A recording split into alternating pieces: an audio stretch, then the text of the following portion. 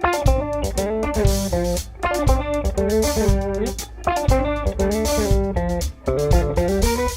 Shez Raja, you're watching for BassPlayersOnly.com. Hi everyone, John Liebman here. You're watching for BassPlayersOnly.com. We're coming to you today on location from the London Bass Guitar Show with our special guest, Shez Raja. Hello, Shez. Hi John, great to be here, great talking to you. It's great to meet you. You've done some cool stuff. You've played with some really cool people, a lot of my heroes, Mike Stern, Randy Brecker, and I want to get to that. But let's talk a little bit about the early days for you, your musical upbringing. Tell us how you were first exposed to music and how you became a bass player. Didn't you grow up somewhere not too far from Liverpool?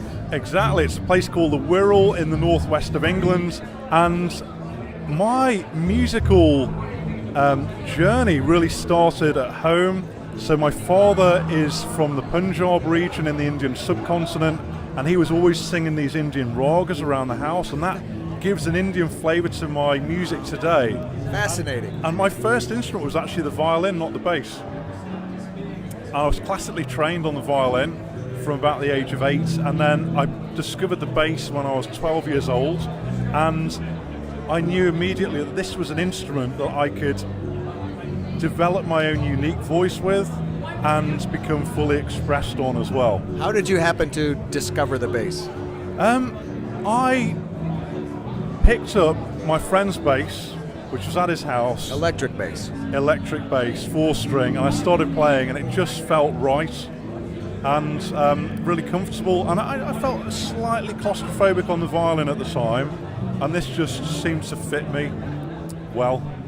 Once you discovered the instrument, did you start listening to music differently and isolating the bass? And did you have any bass influences or bass heroes?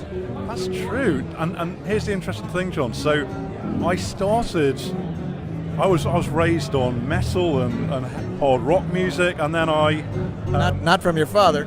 No. No. And then I got into funk music, funk rock, and then a lot of world music, and then it just exploded from there, really. So, I was listening to a lot of rock and metal bands, and early influences would have been people like Cliff Burton and Dave Ellison, who's here today as well.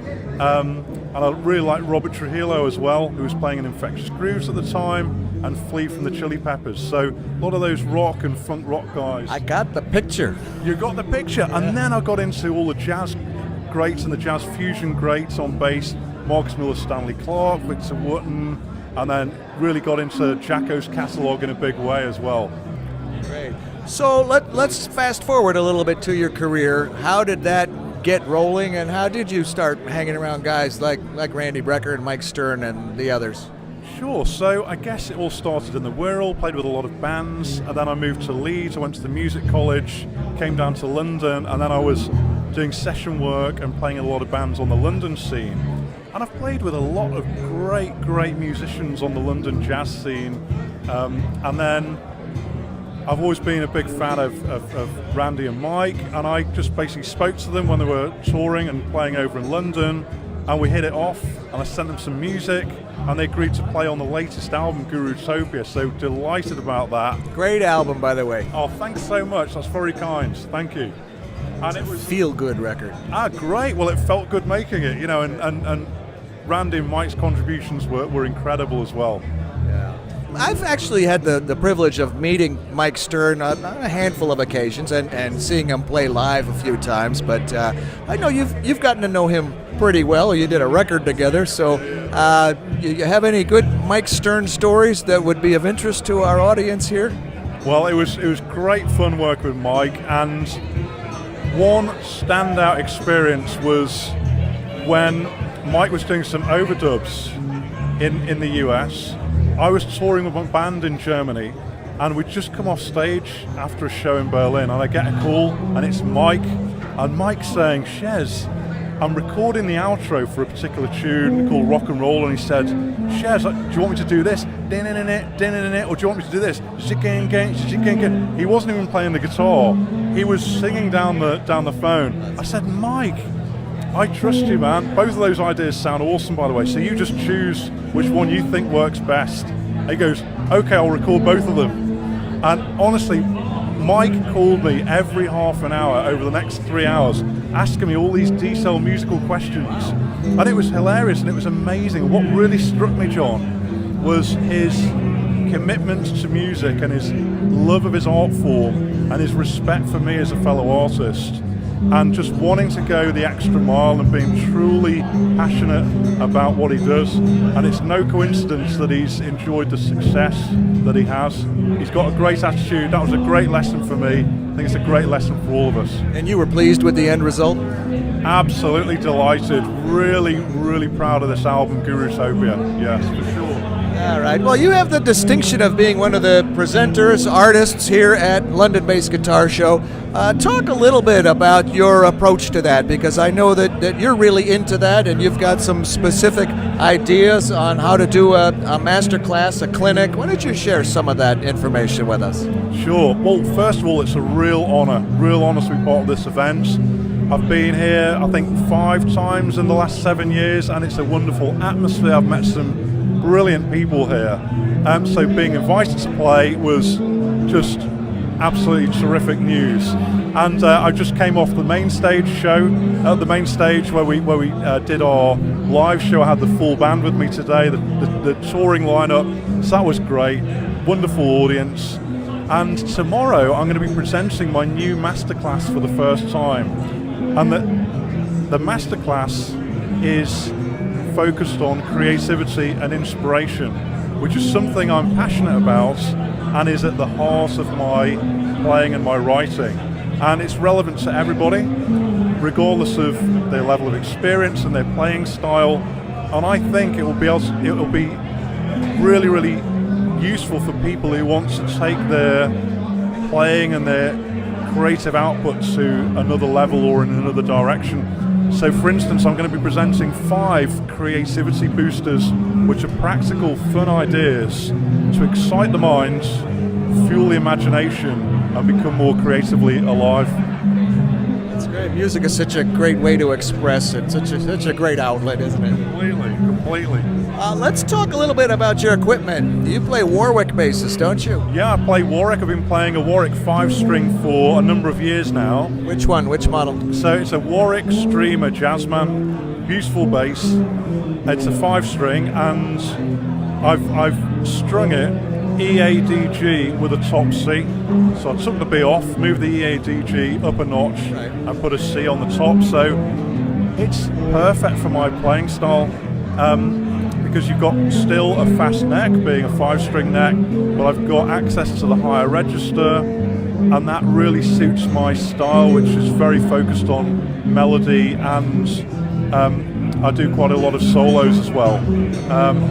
So it's a great instrument, it's punchy, and there's a huge amount of definition, so it's just perfect for what I do. I have visited the Warwick facilities 3 times actually, and I still can't quite say Machnerkirchen just right where they're located, but I've had a lot of practice, but apparently I need more. Amplifiers, Gallien-Kruger, is that right? Gallien-Kruger, yeah, phenomenal. And so I've used many different amps over the years, and I remember going to this rehearsal studio in North London one day, plugging into this pretty old, pretty battered Gallien-Kruger. It was the first time I'd been through a GK, and it sounded unbelievable. And I thought, this is my tone.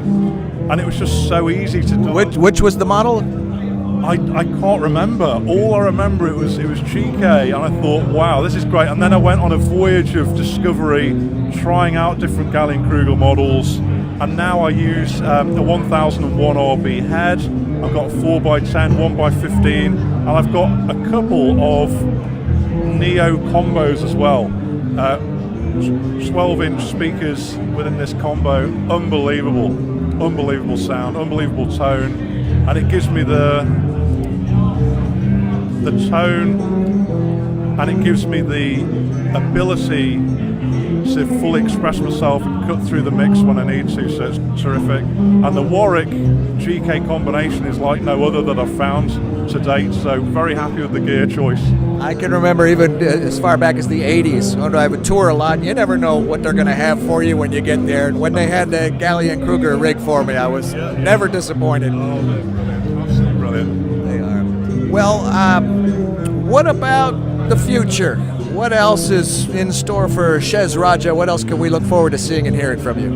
Well, I'm just going to continue pursuing my goal, which is to continue making music that's raw, real, from the heart, and that moves and inspires people. So there's a new album in the pipeline. We'll probably release that next year, but we're having so much fun touring and promoting the current one. We obviously just want to allow that to play out, and then I'm writing all the time, but there will be an album, I'm sure, by the end of next year. Good for you, doing what you love. And the end of next year sounds like a long time away, so you're going to be putting in as much time as it needs to get it the way you want it ultimately. If you use Mike Stern and he calls you up like that, that's going to... but as in Gurutopia, the end result, I'm sure, will be stellar. Thanks so much, John. Thank you very much. Last question, Shez. What would you be if you weren't a bass player, if you can imagine that? Something outside of music. Something outside of music, that's a really interesting idea. I think I would... some creative... It would have to be some sort of creative activity. But I couldn't say what, because I've really given so much to music and bass.